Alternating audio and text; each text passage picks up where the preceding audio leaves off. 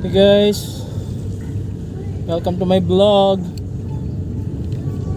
Kung di ako nagkakamali, 174. Kung bago ka pa lang sa channel ko, paki-like, paki-subscribe, paki-share na rin. At pwede po mag-comment. Paki-hit na rin ang notification bell for more videos, para ma-update ka sa mga video na i-upload ko. Okay? So, showbiz vlog po tayo ngayon. At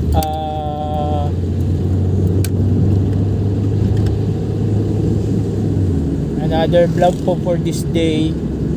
Okay? So, pag-usapan natin to, basahin nyo, shoutout muna doon sa kung saan ko kinuha yung article, sa Cebu Daily News, story by Botcha. Pero ito po laganap na sa social media at I think na i-report na rin sa mga broadcast media o sa iba't ibang news network. Alin ito? Showbiz tayo. So, mainit na pinag-uusapan ang paglantad ni Abigail Rait na magulang ni Gail Francesca Rait, no, na anak, bunsong anak ni Francis Magalona. Okay? Ano yung sinasabi kong bagong pasabog regarding sa balita na to?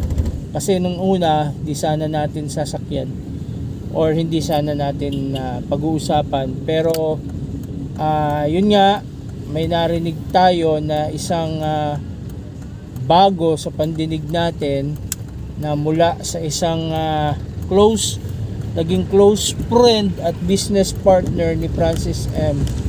no, sa music industry noong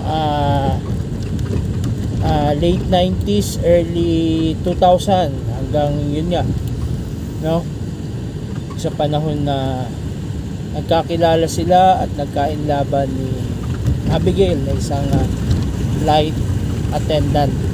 Okay, ano yung pasabog niya? Una, hindi daw kasal si Pia at si Francis.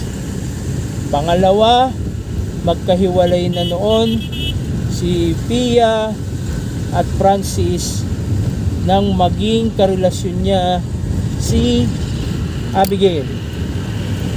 No, so ibig sabihin free man na si Francis noon at hindi po consider as mistress or other woman in terms of marriage si Abigail Rait, dahil nga daw hindi naman kasal itong si Pia at si Francis, at kasal itong si Pia sa una niyang naging asawa na ang apelyido ay Lim. Okay? So, yon. Ilalagay ko po rito sa vlog na to, no? Pwede nyo po siyang basahin yung article para hindi tayo magkamali. No, nag-summary na lang ako, okay, kung ano yung pwede nating may idea kayo doon sa article na babasahin po ninyo. Okay? So much for that, for this issue about Abigail Rait, Francis Magalona, and her youngest daughter, his youngest daughter na si Gail Francesca Rait. Okay? So, yun. Basahin natin.